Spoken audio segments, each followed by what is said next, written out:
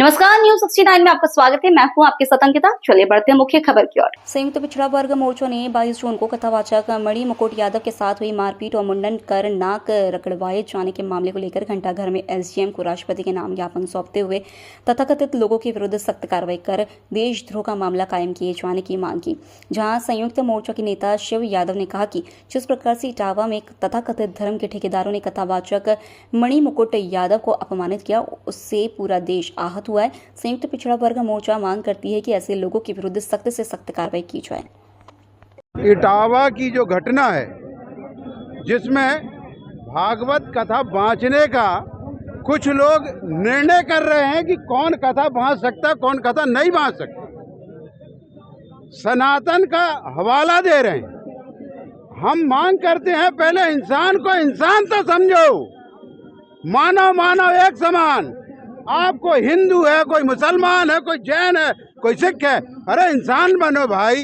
तुमको दायित्व मिला था इस समाज का मार्गदर्शन करने का, ब्राह्मण होने का। इस तरीके का आप नाजायज फायदा उठाएंगे। कभी साहू कोई कथा करे तो उसको अपमानित करेंगे, कोई पटेल कथा करेगा तो उसको अपमानित करेंगे, कोई यादव कथा करेगा तो उसको अपमानित करेंगे। ज्ञान अर्जित करना और ज्ञान को बांटना ये कोई एकाधिकार का विषय नहीं है। कोई भी ग्रंथ हो उसको पढ़ के उसके ज्ञान को समाज में फैलाना कोई भी कर सकता है।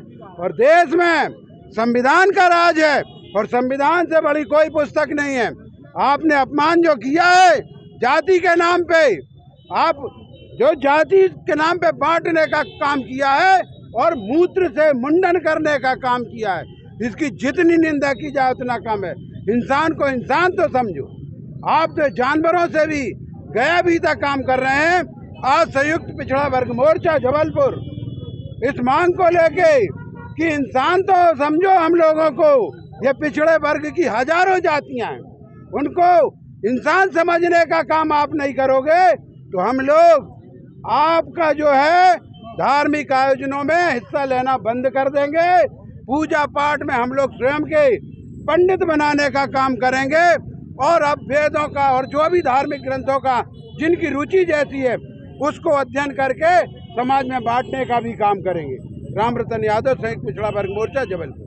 संयुक्त पिछड़ा वर्ग मोर्चा जिंदाबाद। किन मांगों को लेकर आज आप लोग यहाँ पर आए और क्या?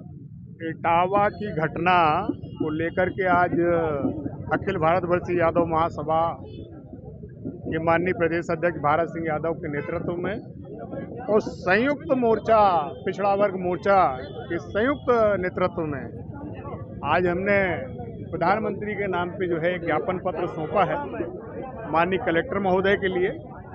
और उसमें ये बड़ा स्पष्ट संदेश दिया है। घटना आप सब लोगों को मालूम है और आपके माध्यम से जो सुन रहे हैं उनको ही मालूम है। हमारा उसमें सिर्फ एक लाइन का मानना है कि वो अपराध जिस श्रेणी का रहा, एक अपराध ऐसा होता है जिससे सिर्फ एक व्यक्ति आहत होता है, एक अपराध वो होता है जिससे एक क्षेत्र आहत होता है, एक परिवार आहत होता है, एक कोई समाज आहत होता है। इस घटना से पूरा देश आहत है, 85% की आबादी आहत है। हमारे वो कृष्ण और सुदामा के संबंध आहत हैं, हमारा संविधान आहत है, हमारी संस्कृति आहत है। तो इसमें अपराध भी देशद्रोह से कम का मामला नहीं होना चाहिए। ये पूरे देश में जो अराजकता आने वाले समय पे जो अराजकता का माहौल हमें दिख रहा है, ऐसे लोगों ने उसको परोसा है। और अगर इसको स्वीकार कर लिया जाए और कल अगर मान लो देश में कोई अराजकता होती है तो इसका जवाबदार जिम्मेदार यही जो है, जो लोग वर्तमान में हैं, जो आज पर्दा डालने में तुले हैं, आज काउंटर अटैक करने में तुले हैं। ये पूरा का पूरी जो नौटंकी है ये बिल्कुल एक मनुवाद को बढ़ावा दे रही है और इससे आने वाला जो घटनाक्रम घटेगा उससे देश में आग लगेगी। मेरा इसलिए आपके माध्यम से विनम्र निवेदन है कि देशद्रोह से कम के मामले में कोई कंप्रोमाइज नहीं है। इसी भावना के साथ जय हिंद, जय भारत। फिलहाल इस बुलेटिन में इतना ही। आप बने रहिए न्यूज 69 के साथ। नमस्कार।